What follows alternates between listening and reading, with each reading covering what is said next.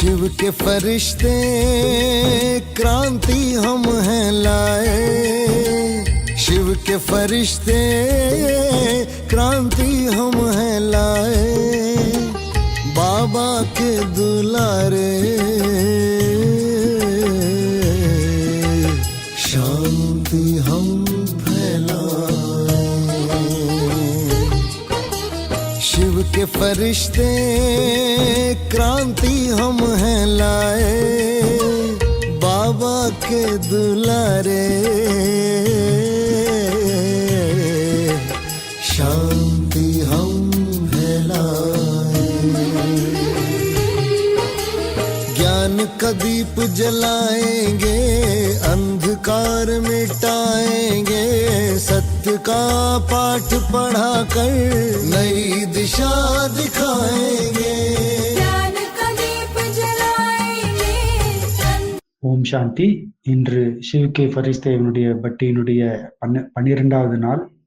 இன்னைக்கு 84வது வருஷத்தினுடைய ஃபர்ஸ்ட் முரளி, 12 ஜனவரி 1984 சொல்லப்பட்ட முரளி. இப்போ இந்த முரளியில பாபா நிறைய பாயிண்ட்ஸ் சொல்லியிருக்காரு. அதை நாம ரிவைஸ் பண்ணுவோம். அதுக்கு முன்னால சின்னதா ஒரு பிரெயின் எக்ஸசைஸ் பண்ணுவோம். ஃபர்ஸ்ட் நார்மலா நீங்க ப்ரீத் பண்ணுங்க, அது ஒன்றும் பிரச்சனை இல்லை. ரெண்டாவது நீங்க ப்ரீத் பண்ணிட்டு அந்த வெளியில அந்த ப்ரீத்திங் வெளியில விடும்போது அதை லைட்டா டச் பண்ணணும், கையை வச்சு டச் பண்ணிக்கணும். அந்த மூச்சை விடும்போது அதை ஃபீல் பண்ணணும், அதை கையில டச் பண்ணி அதை ஃபீல் பண்ணணும் ரெண்டாவது டைம். இப்போ இதை நீங்க எவ்வளவு தூரம் பண்றீங்களோ அந்த அளவுக்கு கான்சென்ட்ரேஷன் பவர் கொஞ்சம் ஜாஸ்தி ஆகும்.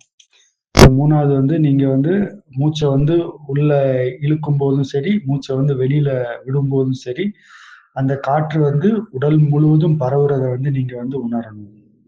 இப்போ நாலாவது நீங்க ஸ்ட்ரைட்டா உட்காந்துட்டு கண்களை மூடிட்டு அந்த மாதிரி மூச்சை உள்ள இழுத்து வெளியில விட்டு இதை மாதிரி பயிற்சி பண்ணணும். இப்போ முரளிக்கு வருவோம். பாபா 12 ஜனவரி 1984 சொல்லப்பட்ட முரளி. இப்போ ஃபர்ஸ்ட் பாயிண்ட் பாபா சப்தத்திற்கு அப்பாற்பட்ட உலகத்துல இருந்து சப்தத்துக்கு வர்றார். எதுக்காக வர்றார்? அவர் குழந்தைகளை சப்தத்துக்கு அப்பாற்பட்ட நிலைக்கு அழைத்து செல்வதற்காக வருகின்றார். இப்போ முரளியோட ஹெட்டிங் என்ன அப்படின்னா, சதா எப்போதுமே சக்திசாலி நினைங்க, அப்போ அதை மட்டும் வர்ணனை செய்யுங்க. இப்போ இதுதான் பரிஸ்தா ஆகுவதற்கான ஆதாரம். இப்போ நம்மளுடைய சங்கல்பம் எந்த அளவுக்கு சக்திசாலியாக இருக்கோ அந்த அளவுக்கு அதை நாம வர்ணனை செய்யணும். நீங்க என்ன வேணாலும் பண்ணிக்கோங்க, ஆனா உங்களுடைய சங்கல்பம் உங்களுடைய கட்டுப்பாட்டுல இல்லை அப்படின்னா என்ன அர்த்தம்? அது வேஸ்ட் தானே இல்லையா? இப்போ வெட்ட சங்கல்பம் அதிகமாக ஆகுதோ அப்போ நம்மளுடைய சரீரமும் டயர்ட் ஆகுது, நம்மளுடைய பிரெயினும் கூட டயர்டாக ஆகிடுது. எப்போ பிரெயின் டயர்ட் ஆகுதோ அப்போ ஆட்டோமேட்டிக்கா பாடியும் கூட சரீரம் கூட என்ன ஆகிடும்? டயர்டாக ஆகிடும். இப்போ இதுதான் சொல்லப்படுது சப்தத்துக்கு அப்பாற்பட்ட ஸ்திதி. சப்தத்துக்கு அப்பாற்பட்ட ஸ்திதியில தான் சந்தோஷம் மற்றும் அமைதியும் கூட இருக்கும். செகண்ட் பாயிண்ட் அமைதி கடலினுடைய குழந்தைகள் நாம அமைதியின் சொரூபமாக இருக்கின்றோம். சாந்தி கடலினுடைய குழந்தைகள், அப்போ நாம எப்படி இருக்கணும்? நம்மளுடைய ஸ்திதி எப்படி இருக்கணும்? சாந்தி சொரூபமாக இருக்கணும், முற்றிலும் சாந்தியாக இருக்கணும். இப்போ பாபா சொல்றாங்க, செகண்ட்ல சாந்தியினுடைய ஸ்திதியில நீங்க நிலைத்திடணும். இப்போ சாந்தியினுடைய ஸ்திதியில நிலைத்திருக்கணும் அப்படின்னா அதனுடைய அர்த்தம் என்ன அப்படின்னா, வீணான சங்கல்பங்கள்ல இருந்து முக்தி அடைவதுதான் சாந்தியினுடைய ஸ்திதியில நிலைத்திருப்பது. எப்போ நாம பரிஸ்தாவாக ஆக முடியும்? எப்போ நம்மளுடைய மனோநிலை சாந்தமாக இருக்குதோ, நம்மளுடைய மனோஸ்திதி சாந்தமாக ஆகுதோ அப்பதான் அந்த பரிஸ்தான்ற ஸ்டேஜ்ல நாம நிலைத்திருக்க முடியும். மூணாவது பாயிண்ட் கர்மேந்திரியங்களுடைய அதிகாரி. பரிஸ்தா அப்படின்னாலே என்ன அர்த்தம்னா கர்மேந்திரியங்களுடைய மாலிக், அதாவது கர்மேந்திரியங்களை வென்றவங்களாக ஆகிறோம். அப்ப எப்போ நாம இந்த கர்மேந்திரியங்களை தொடுறோமோ அப்போ நாம என்ன பண்றோம்? அதோடைய கட்டுப்பாட்டுக்குள்ள வர ஆரம்பிக்கிறோம். அப்போ கர்மேந்திரியங்களோட கட்டுப்பாட்டுக்குள்ள வர்றோம் அப்படின்னாலே என்ன அர்த்தம்? ஒரு சின்ன கிணத்துக்குள்ள போய் மாட்டிக்கிறது மாதிரி மாட்டிக்கிறோன்றதான் விஷயம். கர்மேந்திரியங்களுக்கு அப்பாற்பட்ட, அதாவது கர்மேந்திரியங்கள்ல இருந்து டிட்டாச்சாக ஆகணும். நாம இப்போ எதற்காக இந்த கர்மேந்திரியங்களை யூஸ் பண்றோம்? சேவைக்காக மட்டும்தான் இந்த கர்மேந்திரியங்களை யூஸ் பண்ணணும். அப்போ இது பாபாவால கொடுக்கப்பட்ட ஒரு கிஃப்ட். அதனால பாபா சொல்றாங்க, நீ உங்களுக்கு என்ன கிடைச்சிருக்கு இப்போ அப்படின்னு கேட்கிறாரு பாபா. உங்களுக்கு வந்து இந்த கர்மேந்திரியங்கள் வந்து லோனா கிடைச்சிருக்கு, வாடகைக்கு கிடைச்சிருக்கு. நீங்க இதை என்ன பண்ணணும், ரிட்டர்ன் வந்து கொடுக்கணும். ரிட்டர்ன் வந்து யாருக்கு கொடுக்கணும், இயற்கைக்கு வந்து கொடுத்துடணும். இது வந்து உங்களுடைய இது கிடையாது. அப்போ உங்களுக்கு எப்போ நேரம் கிடைக்குதோ அப்போ நீங்க திருப்பி வந்து கொடுத்தே ஆகணும். இதை ட்ராமாவில் வந்து எப்போ ஃபிக்ஸடாக இருக்குதோ அப்போ வந்து திருப்பி கொடுத்துடணும் அப்படின்றார். இதுக்கு வந்து டைம் டேபிள்லாம் கிடையாது. பாபா வந்து இதை பற்றிலாம் வந்து சொல்லலை. சப்தத்துக்கு அப்பாற்பட்டு போகிறதுக்கு ஒரே ஒரு ஸ்திதி, அது லாஸ்ட் பட்டியல கூட வந்து சொல்லியிருந்தாங்க. அது என்ன அப்படின்னா, சரீரத்தில் இருந்தாலும் சரீரத்தில் இல்லாத நிலை, நேரம் இருந்தாலும் நேரம் இல்லாத ஒரு நிலை, பேசினாலும் பேசாத நிலை. இந்த மாதிரி வந்து ஸ்டேஜில் வந்து இருக்கிறதுக்கு பேர் தான் வந்து சப்தத்திற்கு அப்பாற்பட்ட நிலை. ஒரு விஷயம் இருந்தாலும் அது இல்லாத மாதிரி இருக்கணும், அதுதான் வந்து சப்தத்திற்கு அப்பாற்பட்ட நிலை. அடுத்த பாயிண்ட் வந்து ஃபுல் ஸ்டாப். ஃபுல் ஸ்டாப்னா ஃபோர்ஸா வந்து ஃபுல் ஸ்டாப். பக்தி மார்க்கத்துல நாம என்ன செஞ்சோம், ஓ காடு, கடவுளே கடவுளே அப்படின்னு அழைச்சோம் இல்லையா.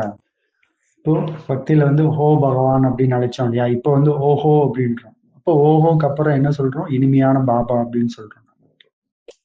அப்போ இனிமையான பாபா, அன்பான பாபா அப்படின்னு சொல்றோம். ஓஹோ ஓ காட் அப்படின்றதுக்கு பதிலா ஓஹோ காட் அப்படின்ற மாதிரி இப்போ நாம சொல்றோம்.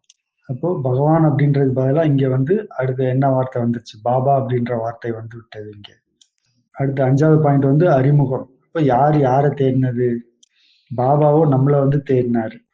உங்களுக்கு பாபாவை பத்தின அறிமுகம் தெரியல, ஆனா பாபாவுக்கு தெரியும் உங்களை பத்தி அறிமுகம் என்னன்றது தெரியும்.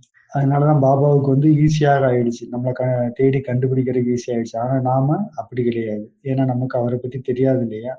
அதனால நமக்கு வந்து தேடி கண்டுபிடிக்கிறது வந்து கஷ்டமான நிலையாக இருந்தது. அடுத்து ஸ்நேகத்தினுடைய பாடலை வந்து பாப்தாதா வந்து பாடுகின்றார். பாபா வந்து ஆகா எனது குழந்தைகளே, ஆகா எனது குழந்தைகளே அப்படின்னு பாடல் பாடுறாரு.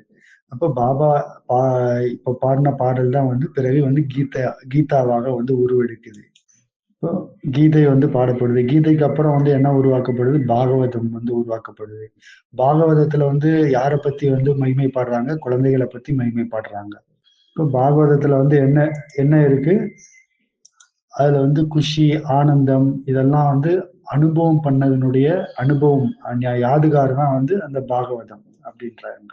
இப்போ பாபா என்ன சொல்றாரு, கீதை, அதாவது பாடல் மூலமாக கீதை வந்து உருவாக்கப்படுது, கீதை மூலமாக பாகவதம் வந்து உருவாக்கப்படுது, பாகவதத்தின் மூலமாக அந்த பாகவதத்துல நம்மளுடைய நினைவு சின்னம், பாகவதமே நம்மளுடைய யாதுகார், நாம சந்தோஷமா மகிழ்ச்சியா ஆனந்தமாக இருந்ததுடைய யாதுகார் தான் வந்து பாகவதம்.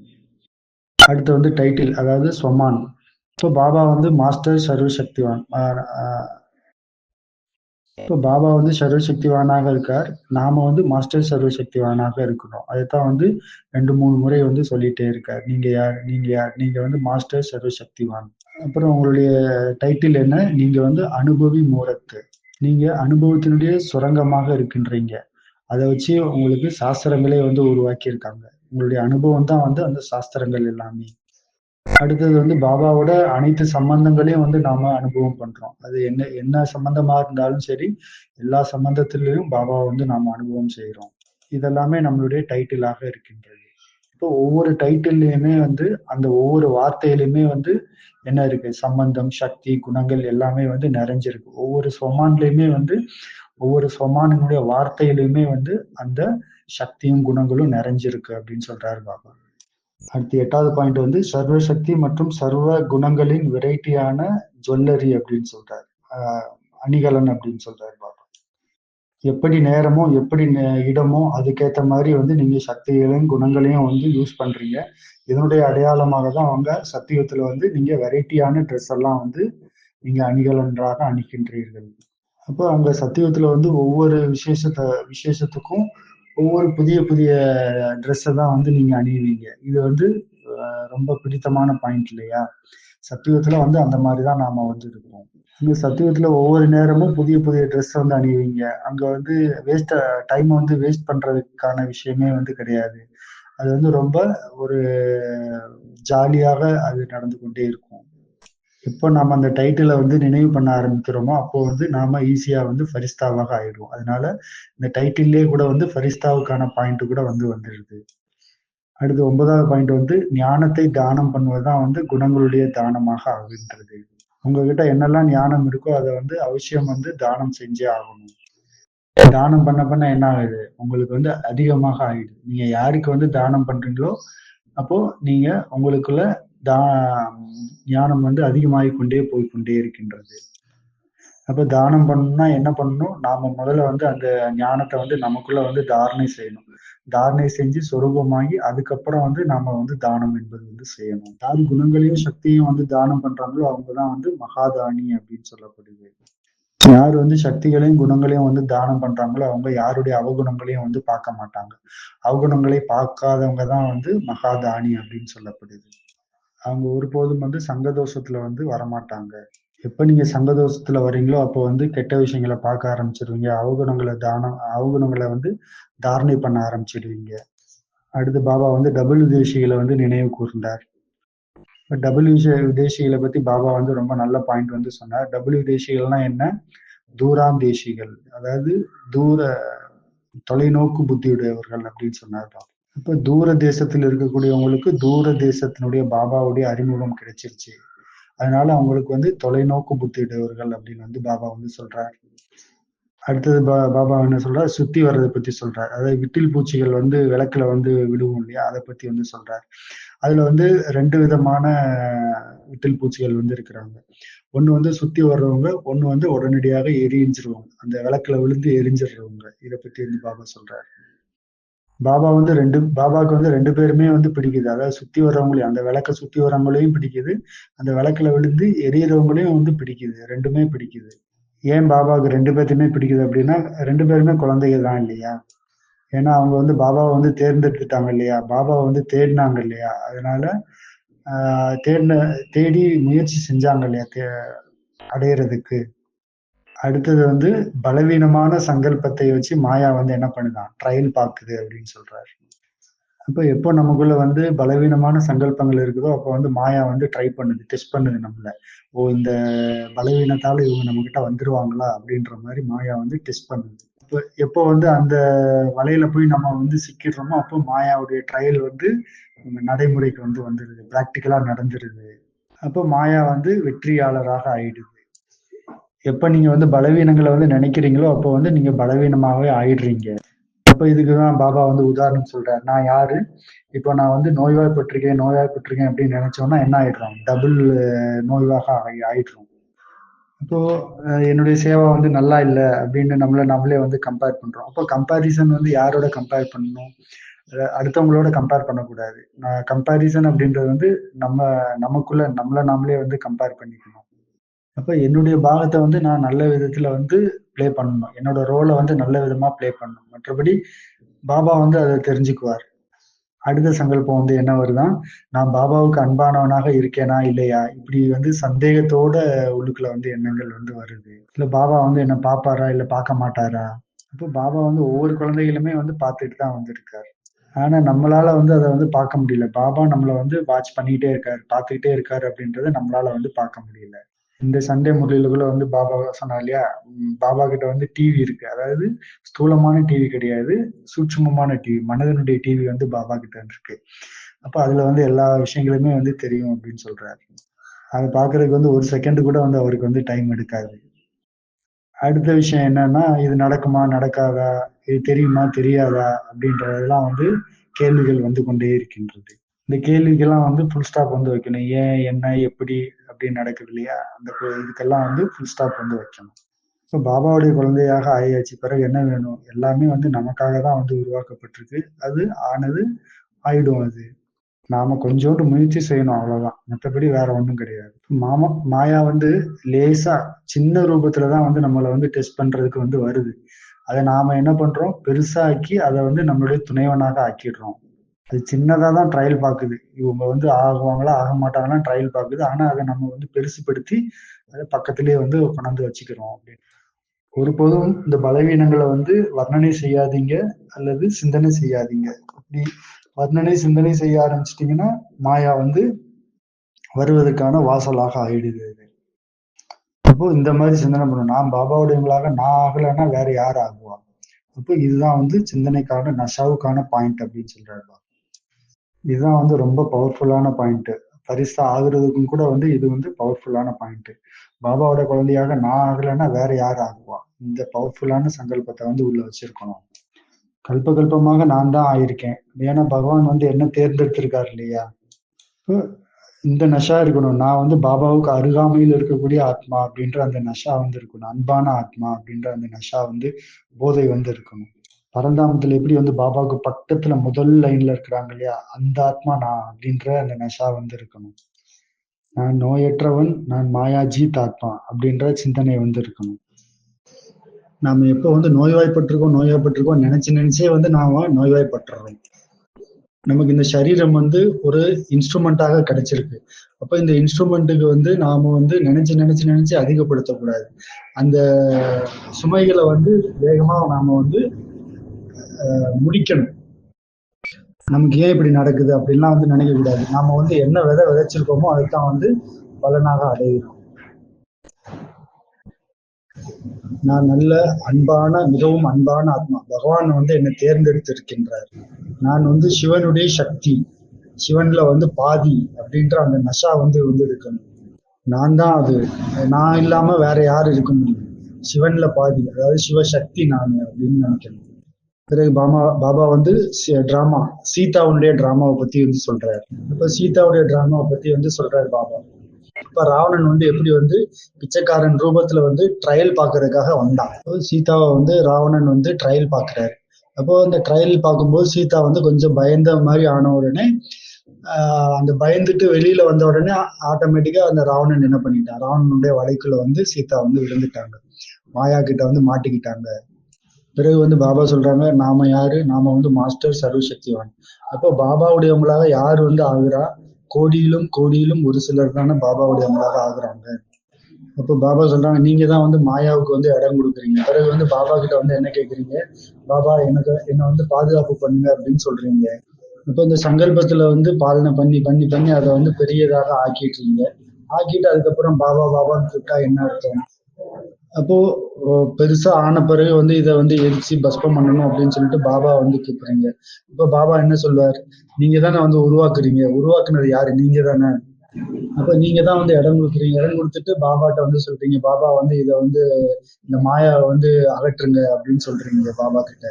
அப்படியும் வந்து பாபா வந்து வர்றாரு, வந்து அந்த மாயாவை வந்து விளக்குறதுக்காக வர்றாரு. ஏன்னா நாம எல்லாருமே யாராம் போலேநாத்தினுடைய போலா குழந்தைகள் இல்லையா?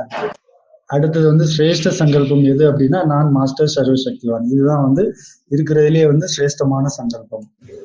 ஒவ்வொரு சொமானுக்கும் பின்னால இந்த மாதிரி விஷயங்கள் இருக்கு. நான் மாஸ்டர் சர்வசக்திவான், நான் மாஸ்டர். இப்போ மாஸ்டர் அப்படின்னாலே வந்து என்ன, சோட்டா, சின்னது அப்படின்னு அர்த்தம். இந்த மாதிரி சிரேஷ்டமான சங்கல்பம் செய்யுங்க. நான் எப்போதுமே வந்து மகாவீரா இருக்கேன், நான் மாஸ்டரா இருக்கேன், நான் வந்து பகாதூரா இருக்கேன் அப்படின்ட்டு சிரேஷ்டமான சங்கல்பம் வந்து செய்யுங்க. அடுத்தது 15வது பாயிண்ட் வந்து என்னன்னா, மதுபன் மகா யஜ்யம்.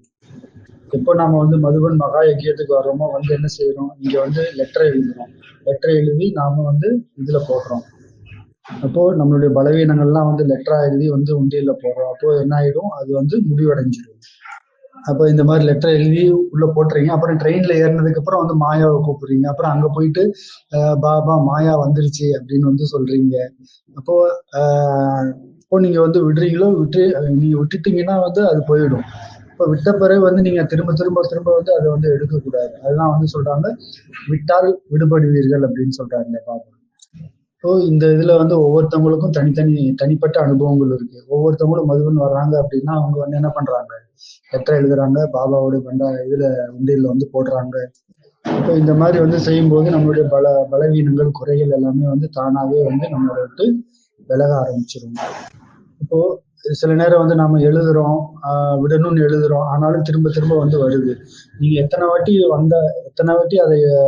அது உங்களுக்கு திரும்ப வந்தான்னு நீங்க எழுதிட்டே இருங்க, லெட்டர் எழுதிருங்க. ஒரு நாள் வந்து அது வந்து உங்களை வந்து விட்டு போயிடும்.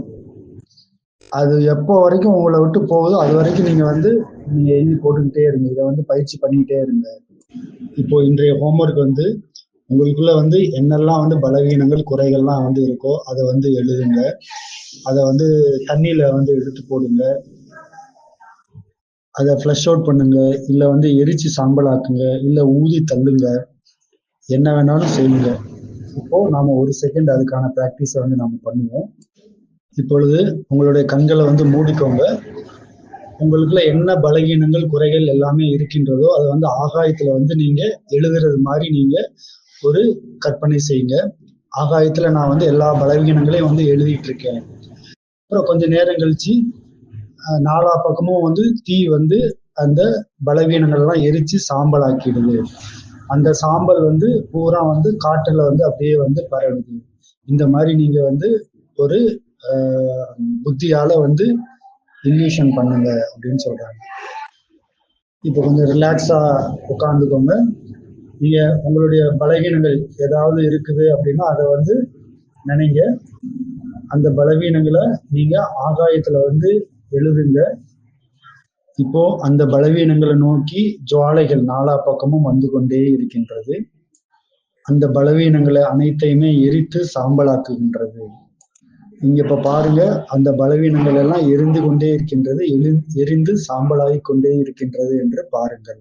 அந்த பலவீனங்கள் அனைத்தும் முழுமையாக எரிந்து சாம்பலாகி விட்டன. இப்பொழுது அந்த பலவீனங்களுடைய சாம்பல் காற்றில் பரவி எரிந்து சாம்பலான இந்த சாம்பல்கள் காற்றில் பரவி விட்டது. இந்த பலவீனங்களுடைய சாம்பல் வந்து சுவடு கூட தெரியாமல் மறைந்து போய்விட்டது. இது மாதிரி நீங்க தினமும் வந்து ஒரு 5 தடவையாவது ஒவ்வொரு நாளும் வந்து இதை பயிற்சி பண்ணுங்க. பலவீனங்களை எரிக்கிறதுக்கான பயிற்சியை நீங்க வந்து செய்யுங்க. அட்லீஸ்ட் ஒரு 2-3 தடவையாவது பண்ணுங்க. நீங்க எதுல வேணாலும் போடுங்க. நீங்க வானத்துல கூட வந்து எழுதி சாம்பலாக்குங்க, இல்ல மண்ணுல கூட வந்து போடுங்க, இல்ல தண்ணியில கூட வந்து போடுங்க. எங்க எது வேணாலும் பண்ணிக்கோங்க. உங்களுடைய பலவீனங்களை வந்து எரிச்சு சாம்பல் ஆக்குறதுக்கான பயிற்சியை வந்து செய்யுங்க. அட்லீஸ்ட் ஒரு நாளைக்கு 2 இல்லது 3 தடவையாவது செய்யுங்க. இப்போ அனைத்திலுமே வந்து சிரேஷ்டமான சந்தர்ப்பம் எது அப்படின்னா நான் மாஸ்டர் சர்வசக்தி. அடுத்தது வந்து விஜய் அஷ்டமி பத்தி வந்து பாபா சொல்றார். நம்மளுடைய டைட்டிலே வந்து என்னவா, விஜய். இப்போ பாபா சொல்றாங்க, நீங்க வந்து வெற்றியினுடைய திலகத்தை வந்து விடுங்க, செரிமனி வந்து கொண்டாடுங்க அப்படின்னு சொல்றாரு பாபா. இப்போ அனைவருமே வந்து என்ன விஜய் அஷ்டமி வந்து கொண்டாடுவதற்காக வந்திருக்கீங்க இல்லையா? வெற்றியினுடைய திலகத்தினுடைய செரிமனி வந்து இப்போ கொண்டாடணும். அடுத்த பாயிண்ட் என்னன்னா ஃபாலோ பண்றது அப்படின்னாலே என்ன அர்த்தம்? காப்பி அடிக்கிறது.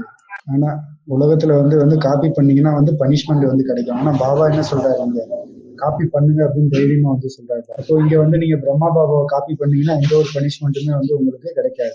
இப்போ பாபாவுடைய ஒவ்வொரு அடியும் வந்து காப்பி பண்ணுங்க. வேற எதுவும் நீங்க வந்து செய்யணும்னு அவசியம் கிடையாது. இப்போ காப்பி பண்றது வந்து ஈஸி தான் இல்லையா? யாராவது ஆன்சர் ஷீட் கொடுத்தாங்கன்னா A to Z அப்படியே காப்பி பண்றது என்ன கஷ்டமா என்ன? ஈஸி தானே. காப்பி அடிக்கிறது கூட வந்து புத்தி வேணும் இல்லையா? அது எப்படி காப்பி அடிக்கணும் அப்படின்றதுக்கும் புத்தி வந்து வேணும் இல்லையா? அதனாலதான் வந்து பாபா சொல்றாங்க, பிரம்மா பாபாவை ஃபாலோ பண்ணுங்க. பிரம்மா பாபா என்னெல்லாம் செஞ்சாரு அதை அப்படியே வந்து ஃபாலோ பண்ணுங்க. அப்போ அவருக்கு வந்து பரிஸ்திதி வந்தப்ப அதெல்லாம் எப்படி வந்து கிராஸ் பண்ணாரு. அவர் யாரை பத்தியும் வந்து தவறாக நினைக்கவே இல்லை. இப்போ பிரம்மா பாபா என்ன பண்ணாரு, குழந்தைன்னு தான் சொன்னாரு. அவருக்கு தெரியும் இந்த குழந்தை வந்து போயிடும் அப்படின்னு தெரியும். ஆனாலும் அவர் என்ன பண்ணாரு, அன்புதான் காட்டினாரு எல்லாரும். நாமளும் கூட வந்து அப்படி பிரம்மா பாபாவை ஃபாலோ பண்ணணும். அடுத்தது வந்து பாப்தாதா என்ன பண்றார், அதாவது அவருடைய காரியத்தெல்லாம் விட்டுட்டு குழந்தைகளை வந்து சந்திக்கிறதுக்காக வந்திருக்காரு. இந்த முழு உலகத்துல எத்தனை குழந்தைகள் இருக்கிறாங்க அவங்களெல்லாம் வந்து விட்டுட்டு உங்ககிட்ட வந்திருக்கார் பாபா. உங்களை சந்திக்கிறதுக்காக வந்திருக்கார் பாபா. அனைவருக்குமே வந்து அஞ்சலி வந்து கொடுக்க வேண்டும். ஆனா அஞ்சலி வந்து எல்லாருக்கும் கிடைக்கும். ஆனா ஆஸ்தி வந்து யாருக்கு கிடைக்கும்? குழந்தைகளுக்கு மட்டும்தான் வந்து கிடைக்கும். ஏன்னா கடைசியில வந்து எல்லாருக்குமே வந்து பாபாவுடைய அறிமுகம் கிடைச்சிரும். எல்லாரும் வந்து முக்தி வந்து அடைஞ்சிருவாங்க. ஆனா ஆஸ்தி வந்து யாருக்கு கிடைக்கும்? ஆஸ்தி வந்து குழந்தைகளுக்கு மட்டும்தான் கிடைக்கும் இல்லையா? சத்தியத்தினுடைய ஆஸ்தி வந்து குழந்தைகளாகிய உங்களுக்கு தான் கிடைக்கும். இப்போ இன்னைக்கு வந்து ஹோம்ஒர்க் வந்து என்ன அப்படின்னா, உங்களுடைய குறைகள் பலகீனங்களை வந்து எரிக்கணும். இது வந்து நம்பர் 1 ஹோம்ஒர்க்கு. இன்னைக்கு தேதி வந்து 12 இல்லையா?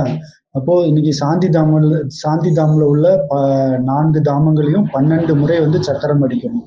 நீங்க அங்க போகணும், சூட்சமமா நீங்க அங்க போகணும், ஃபீல் பண்ணணும். அங்க இருந்து சக்திகளை வந்து எடுத்துட்டு நீங்க அந்த சக்திகளை முழு உலகத்துக்கும் வந்து கொடுக்கணும். அப்போ சாந்திவனுடைய 4 தாமங்கள் எது அப்படின்னா, பிரகாஷ் தம்பு 1, 2வது அவ்யக்த லோக்கு, 3வது வந்து சக்தி தம்பு, 4வது வந்து பாபா ரூம். அப்ப இந்த 4 தாமங்களையும் வந்து சக்கரம் அடிக்கணும், 12 முறை வந்து அடிக்கணும் அப்படின்னு சொல்றாங்க. இதுதான் வந்து ஹோம்ஒர்க், இன்னைக்கு செகண்ட் ஹோம்ஒர்க். அடுத்து வந்து மௌனம் எவ்வளவுக்கு எவ்வளவு நீங்க வந்து மௌனமாக இருக்க முடியுமோ இருக்கணும். குறைஞ்சது 4 மணி நேரமாவது இருக்கணும். இது அமிர்த வேலை, நூமாசாமி யோகா இதெல்லாம் வந்து விட்டுடுங்க. இது இல்லாம நீங்க வந்து 4 மணி நேரமாவது குறைஞ்சபட்சம் வந்து மௌனம் இருக்கணும். இதுக்கு அடுத்து என்ன அப்படின்னா, நாம எல்லாம் வந்து ஃபரிஸ்தாக்களாக ஆகுறோம் இல்லையா? அப்போ நம்ம நடக்கிறதுல கூட வந்து சப்தங்கள் வந்து வரக்கூடாது. நம்ம கால் எடுத்து வைக்கிறோம் இல்லையா? அதுல கூட வந்து சப்தங்கள் வந்து வரக்கூடாது. அதுல வந்து நாம வந்து கவனமாக இருக்கணும். எப்படி வந்து மம்மாவோட எக்ஸாம்பிள் சொல்றாங்க. மம்மா வந்து நடந்தா கூட வந்து எப்படி நடப்பாங்க? சப்தமே இல்லாம நடப்பாங்க. அது மாதிரி வந்து நாமளும் பிராக்டிஸ் பண்ணணும். ரொம்ப நம்ம சப்தம் ஏற்படுற மாதிரி நடந்தா கூட வந்து என்னவா பிரகிருதிக்கு கூட வந்து துக்கம் வந்து ஏற்படுமா? அப்படிதான் வந்து அம்மா வந்து சொல்லுவாங்க. இப்போ இதை வந்து நாம வந்து மனசுல வச்சுட்டு நம்ம நடக்கிறதுல கூட வந்து பிரகிருதிக்கு வந்து துக்கம் ஏற்படக்கூடாது. அந்த மாதிரி வந்து நாம பரிஸ்தா மாதிரி நடக்கணும்.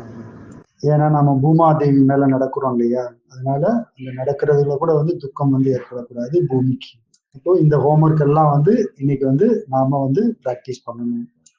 அப்போ இன்னைக்கு வந்து நாம வந்து 3 ஹோம்ஒர்க் வந்து பண்ணணும். ஒண்ணு ஃபர்ஸ்ட் வந்து நம்மளுடைய பலகீனங்களை வந்து எரிக்கணும். இன்னும் 2வது வந்து சாந்தி இருக்கக்கூடிய 4 தாமங்களை வந்து சூட்சமமாக போகணும். அங்க ஃபீல் பண்ணணும். அங்க சக்தியில எடுக்கணும். சக்தியில எடுத்துட்டு முழு உலகத்துக்கு வந்து கொடுக்கணும். அடுத்து 3வது ஹோம்ஒர்க் வந்து நாம நடக்கக்கூடிய நம்மளுடைய நடை வந்து ஒவ்வொன்றுமே வந்து அப்படி வந்து பரிஸ்தா போல வந்து இருக்கும். நம்மளுடைய நடை வந்து இந்த பஞ்ச தத்துவங்களுக்கு துக்கம் கொடுக்கிற மாதிரி வந்து இருக்கக்கூடாது. அந்த மாதிரி நாம பரிஸ்தா மாதிரி நடக்கணும். அப்போ இந்த 3 ஹோம்ஒர்க்கும் வந்து கண்டிப்பா பண்ணணும். ஓம் சாந்தி.